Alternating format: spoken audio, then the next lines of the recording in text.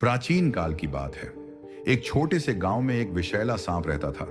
वह बहुत ही क्रोधित और हिंसक स्वभाव का था। कोई भी व्यक्ति अगर उसके रास्ते में आता तो वह तुरंत उसे काट लेता। गांव के लोग इस सांप से बहुत डरे हुए थे।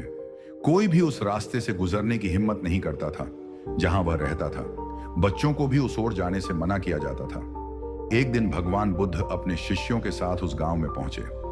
गांव के लोगों ने बुद्ध से शिकायत की, भगवान, यहाँ एक विषैला सांप है जो सभी को काट लेता है, कृपया हमें इससे बचाएं। बुद्ध मुस्कुराए और बोले, मुझे उस सांप से मिलना है।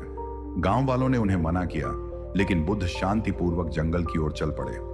उनके शिष्य भी चिंतित थे, परंतु वे भी उनके साथ गए। जब बुद्ध जंगल में पहुंचे तो सांप तुरंत अपनी फन फैलाकर उनके सामने आ गया। उसकी आंखों में क्रोध था। वह फुफकार रहा था और बुद्ध को डराने की कोशिश कर रहा था, लेकिन बुद्ध शांत खड़े रहे।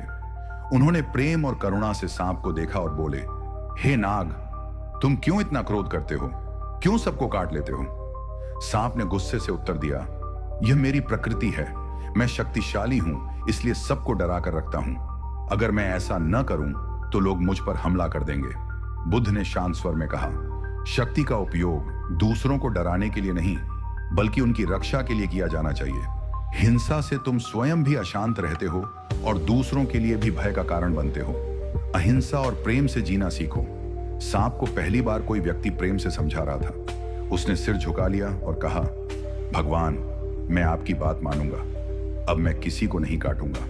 बुद्ध ने मुस्कुराते हुए आशीर्वाद दिया और वहां से चले गए। कुछ समय बीत गया। सांप अब किसी को नहीं काटता था। उसने पूरी तरह से अहिंसा का पालन शुरू कर दिया था। धीरे धीरे गांव वालों को यह पता चल गया कि सांप अब निर्दोष हो गया है।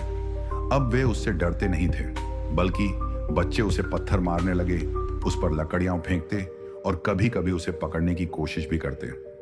सांप को बहुत कष्ट हुआ, लेकिन उसने बुद्ध से किया हुआ वचन याद किया और कुछ नहीं किया।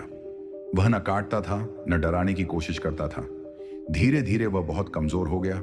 उसके शरीर पर घाव हो गए और वह भूखा प्यासा रहने लगा। एक दिन बुद्ध दोबारा उस रास्ते से गुजरे। उन्होंने सांप को इस हालत में देखा तो बहुत दुखी हुए। उन्होंने उससे पूछा, क्या हुआ? तुम इतने दुर्बल और घायल क्यों हो? सांप की आंखों में आंसू आ गए। उसने कहा, भगवान, मैंने आपकी बात मान ली थी। अब मैं किसी को नहीं काटता, लेकिन अब लोग मुझ पर हमला करते हैं, मुझसे खेलते हैं, मुझे सताते हैं। बुद्ध को यह सुनकर दुख हुआ, लेकिन वे मुस्कुराए और बोले, मैंने तुम्हें काटने से मना किया था, लेकिन डराने से नहीं।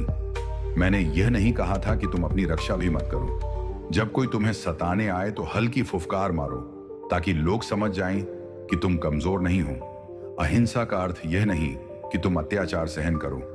सांप को अपनी गलती समझ में आ गई। उसने सिर झुकाकर बुद्ध को प्रणाम किया और मन में संकल्प लिया कि अब वह अपनी रक्षा भी करेगा, लेकिन बिना किसी को नुकसान पहुंचाए। अहिंसा का अर्थ कमजोरी नहीं है। अपनी रक्षा करना भी आवश्यक है, लेकिन बिना किसी को नुकसान पहुंचाए। शक्ति का सही उपयोग दूसरों को डराने के लिए नहीं, बल्कि शांति और सुरक्षा के लिए होना चाहिए। हर परिस्थिति में विवेक से काम लेना चाहिए।